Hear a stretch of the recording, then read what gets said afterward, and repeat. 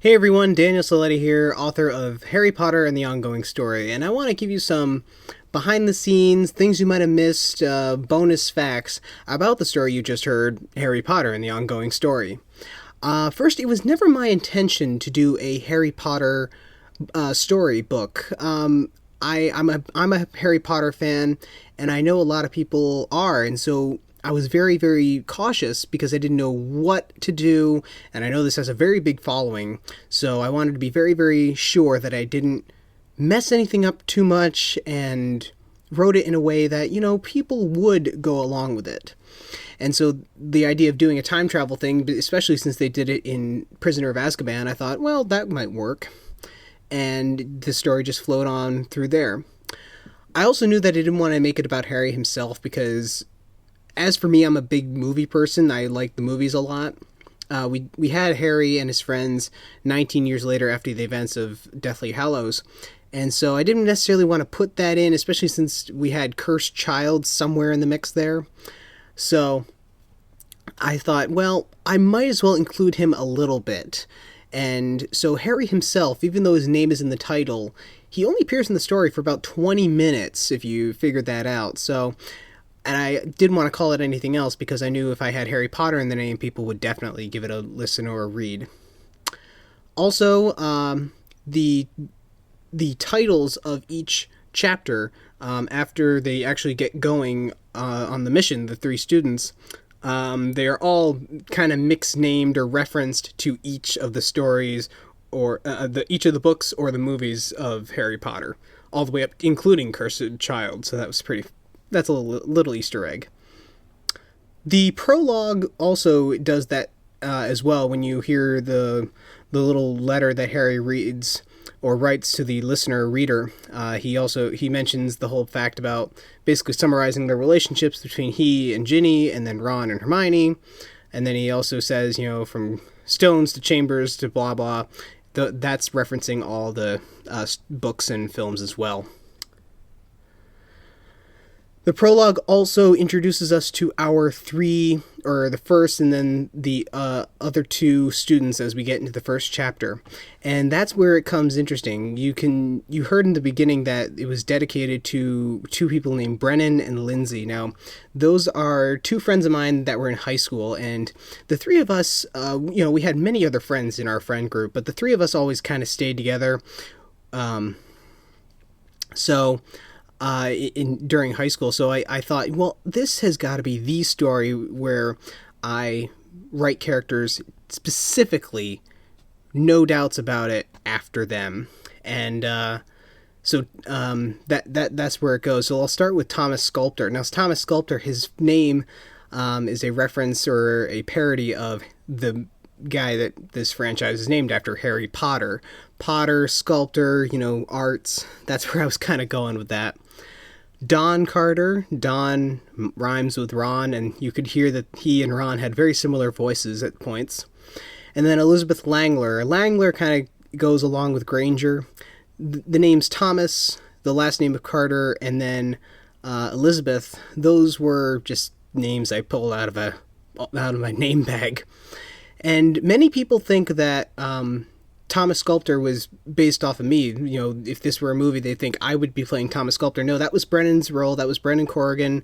And you could know that was him because there's a reference to him writing a book, just like Brennan has, called Winter's Corruption on Amazon. And he's also kind of the leader and the most knowledgeable. We are all knowledgeable, but he always was a very smart guy. So he was definitely Brennan's role. I'm Don Carter. That was the character based off of me. You can tell by the curly hair reference. It's well-known fact I'm very hungry, so Don's always eating stuff, just like Ron Weasley, actually.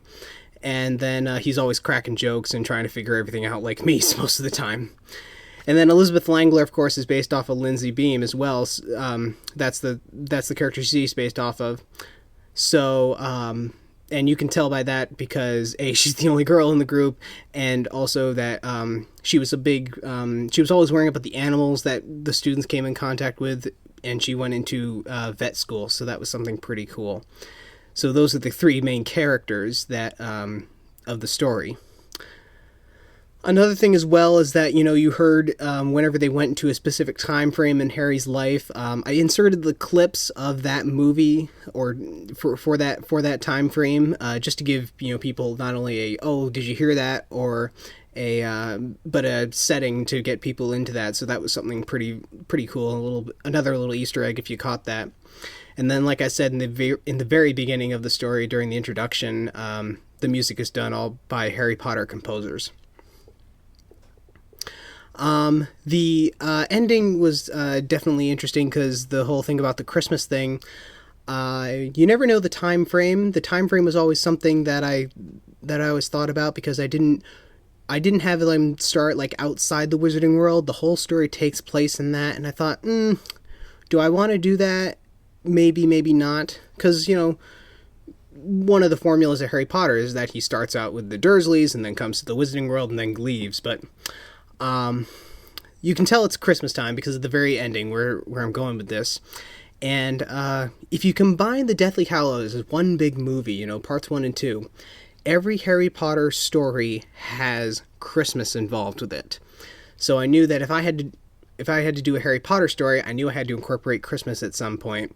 So that's where the ending is. And so it's a nice little ending and reference to Christmas in the Harry Potter world. Speaking of worlds, you can hear Don, Elizabeth, and Thomas at the end talking about how, is it Harry's Wondrous World or the Wizarding World of Harry Potter? And so the Wondrous World is a soundtrack title from the first couple films, and then the Wizarding World is what the Universal parks are called. So that's a little tip of the hat to those.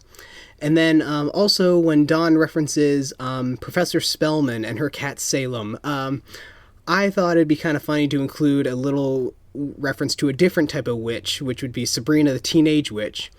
Sabrina Spellman and her cat Salem. So if you picked up on that, that was a little joke and wink there to a different type of witch and her cat. So that was kind of pretty fun to include as well. And then also the spell that Thomas uses at the end with the Deathly Hallows symbol. It's really tongue-in-cheeky. Harry explained that they needed, someone who was always there, an innocent person, and so since the Deathly Hallows involved the death of Dobby the elf, I thought, I'll just name this charm after him, and it probably will never be used again, but I thought, this is a nice little way to get Dobby involved in the story without having him meet the students during one of the time jumps or something like that. So I had a great time writing this story. I think it was a good change of pace from stuff like Double O Siletti and Danny Wilcox, and I do plan to write at least one more. I have a couple others in mind, but at least one more adventure with Thomas, Don, and Elizabeth involving Harry Potter somehow. And I'm going to entitle that one Harry Potter and the Weasley Granger Hex. So definitely Harry, Ron, and Hermione are going to make a few more appearances in this, with keeping Thomas, Don, and Elizabeth focused as the somewhat main characters in this world. So I hope you enjoyed this, and I hope someday maybe this will become part of the Harry Potter lore. Until then, look forward to the sequel, and thanks for listening.